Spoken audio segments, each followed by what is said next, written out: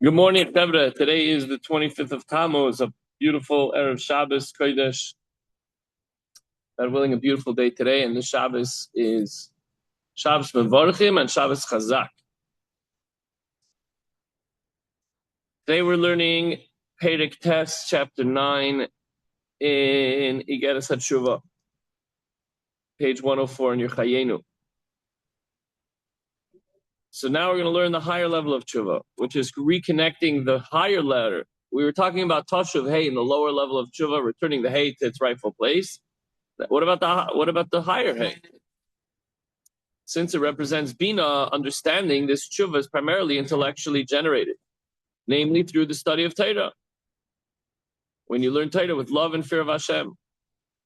And this is metaphorically termed the divine kiss, by exchanging one's breath with God's Torah. So you're learning the Torah, you're saying the words, and you're having this special divine intimacy. Chapter 9. Alter Rebbe will explain at the conclusion of the previous chapter that through tshuva ilah, the higher level of tshuva, the soul is totally cleansed and purified. It then ascends and cleaves to Hashem with the same degree of unity that it enjoyed before it came into the body. Furthermore, the Alter Rebbe quoted the Kabbalah of the Zohar to the effect that tshuva ilah involves Torah study with awe and love of Hashem. It's amazing. After you do tshuva, the lower level, then you learn Torah. That's true unity with Hashem. For a chapter, however, he explained that Shuvei Law involves reinstating the higher level of Hey to the Yud Ke Vav Ke. So what possible connection does this have with studying Torah? Through love and fear of Hashem, with these two spiritual emotions, and how are they related to the letter Vav? The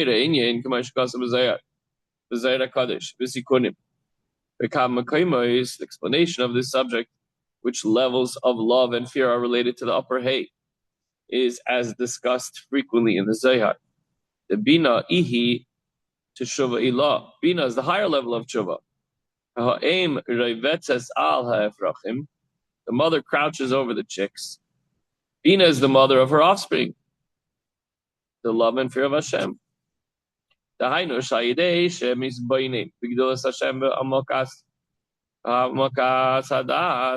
So what do we have to do? A person should meditate profoundly and with concentration on the greatness of Hashem. And through his comprehension, arouse a sense of intellectual awe and love. In a way that he could understand on rational grounds. So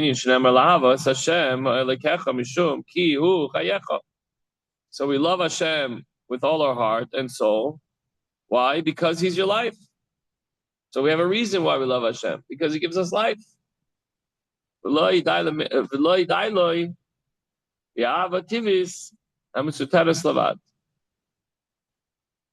will not be content with the endowed latent love alone. It's not just that I love Hashem. I love him because he gives me life.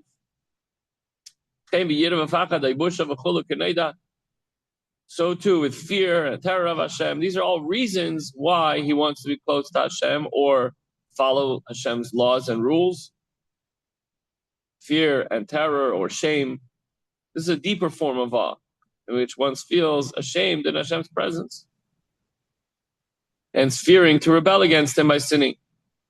So when one's spiritual emotions of love and fear are born in the mind, then this is termed the mother crouching over the chicks. Bina has given birth and hovers over her offspring the love and the fear of Hashem.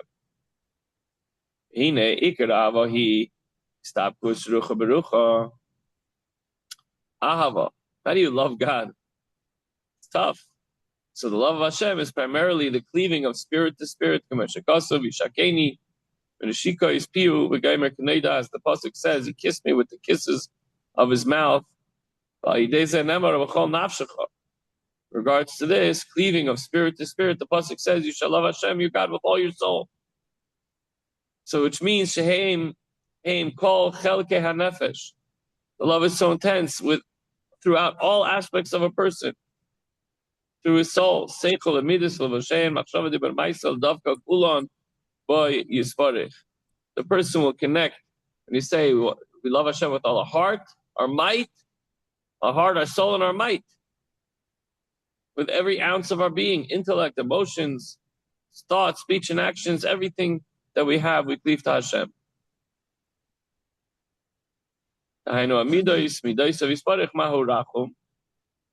Man's emotive faculties are to be bound up to Hashem's. As He is merciful, so should we be merciful. So when a person acts kindly, out of the attribute of compassion, for example, this emotive faculty of his is bound up with Hashem's. So too, man's intellect adheres to God's intellect and wisdom.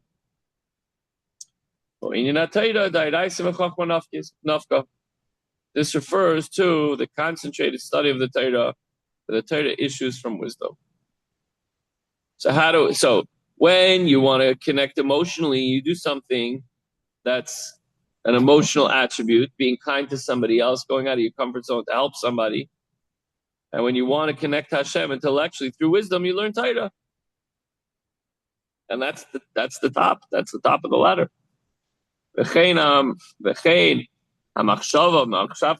So too is man's thoughts to be united with God's thoughts. And his speech is to be unified with the word of Hashem, which is the halacha. That's what Hashem said to do.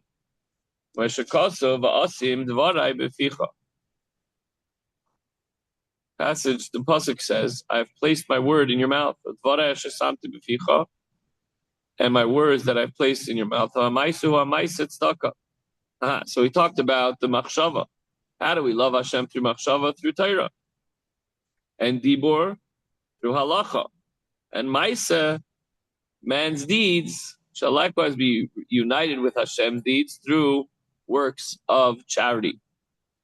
To revive the spirit of the crestfallen, acting this way, being kind, giving away of your time, effort, resources, money, unites man with Hashem. For He too provides life and revives the spirit of created beings. The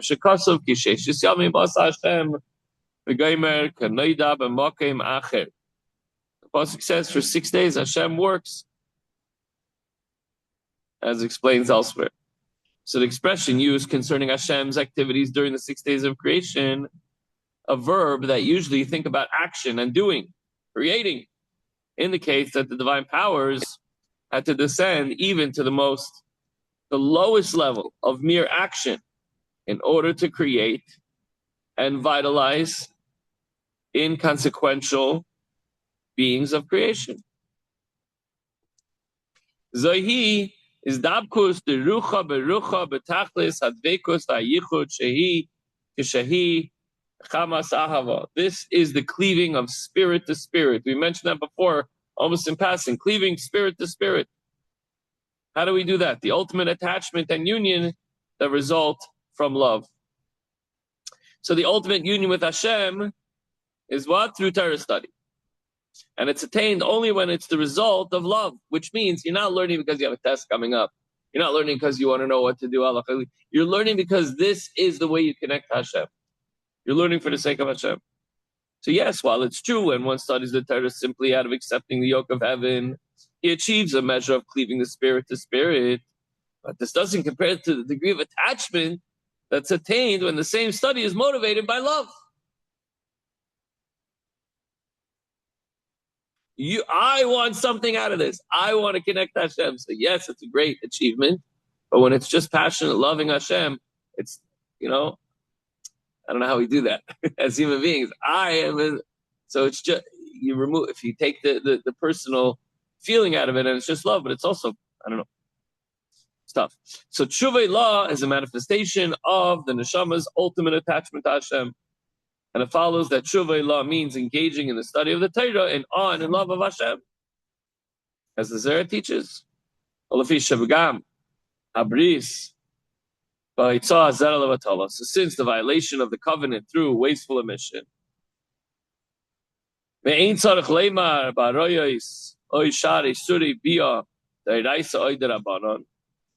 we're not even talking about incestuous relations or other unions prohibited by Torah and the sages. Whoa, just like made up.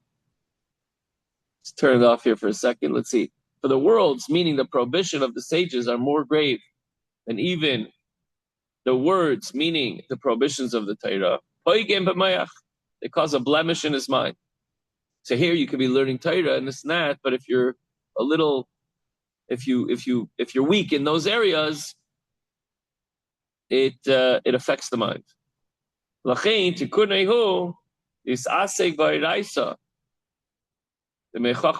Therefore, his rectification is secured by engaging in the study of Torah, which derives from wisdom. So how do you fix the brain that made the mistake, that led you astray? Learn Torah. That'll repair it. So this explains why it was stated in chapter 4 that only the Teshuvah law, engaging in the study of Torah and awe and love of Hashem, is effective in remedying this sin. Wasteful emission, not even talking about incestuous and other forbidden relationships. Zeo shekasa bet sana, betanat ve'elio, sana ve'elio, adam avar avera, v'nischayiv misalamakeh ma yasav yichye. So when we read in Tammuz, a man commits a sin, he's liable for the death penalty, Misabedei Shemayim at least, Kares. What shall he do to live? Im hayaragil likrais daf echad, yikra beis dafim. Lishna is perek echad, yishna beis parakim. A person usually reads one page of halacha or Gemara, whatever it is, he should study two. And if he was accustomed to studying one chapter of the oral law, then he should study two chapters. So this way he fixes the sin. So why is a sin punishable by death, including the sin of wasteful emission rectified by increase in entire study? It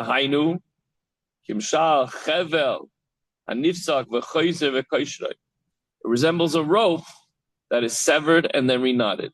When a person does a sin like this, the rope, not just the 613th strands, but the entire rope is severed. The side of the knot is twofold and fourfold thicker than the rest of the rope. So what you do is you retie the knot, and that area is a big jumble. But if it's tied very tight, it's good. Now it's strong. And also the two ends of the rope are closer together.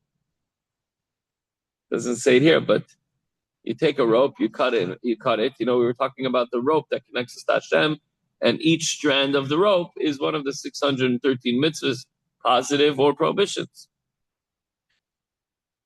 So if the rope is compromised and weak, we don't want that. But what if it's completely severed? Now we got to tie it back together. We always have to have a connection to Hashem. When we tie it back together, that part is usually the strongest part of the rope. If you want to cut that, you need like a chainsaw to get through that big, thick mumble jumble of knots. And again, the rope, so, it's almost like about a place that a Baal Tshuva stands is even greater than the place of a tzaddik, which we touched on yesterday. So a person does tshuva, now the bottom of the rope is closer to the source than it was before. Not that you should do that l'chatchila, but that was actually Adam Arishan's vision when he ate from the Eitz Hadas. Oh, here we are, we're perfect, blissful, everything's wonderful, but I have no way of reaching a higher level unless I do something wrong, and then I can do tshuva, reach a higher level. Okay, so that's for another time, but that's just to give you a little taste, a little insight into a different perspective of the whole story of Adam eating from the tree of knowledge. Okay, so back to v'kacho v'chevel achlasai. So too with the rope of Hashem's heritage, with the soul's bond with its source. So if this relationship was severed by sin, then tshuva has to reknot the cord double strong, triple strong, 4 times. How do we accomplish this?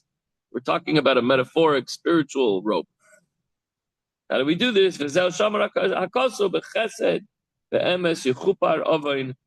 kindness and truth, sin is forgiven. What's the ultimate truth? Torah. There's no truth except for Torah. So therefore, it's through study of Torah that sin is forgiven.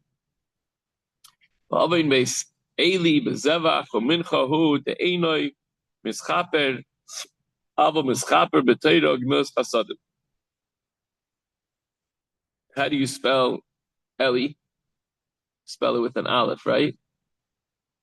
But Eli is spelled with an ayin. Here you can see it. We talk about Eli. I just saw it in Ksuba. My friend Levi Herman's father is Eli Menachem. Ayin Lamed Yud. Shout out to Levi Herman. But Avain base Eli bezevach uminchahu the Einoi mischaper ava mischaper b'teiro gemilas chasadim kidu isa b'sefer kama derech Hashanah. Similarly, on the statement in the Torah that says that the sin of the house of Eli will not be atoned by sacrifices and offerings, the Talmud comments that the sacrifices and offerings, will the sin of the house of Eli not be atoned, but it will be atoned through the study of Torah and milas chasadim, good deeds, as explained at the end of the first chapter of Rosh Hashanah, if you want to look it up. What's the takeaway for today? This concludes, wow, we did the whole Perek test today. A practical implication of tshuva, just like a rope that rips, when tied together, you double knot it to strengthen the previously weakened point, double your Torah study. If you know you did wrong, you don't have to discuss it with anybody. It's between you and Hashem, but learn double. Learn double. You learn one page, learn two. You learn one chapter, learn two chapters. And that way we get closer to Hashem by learning Torah Semas.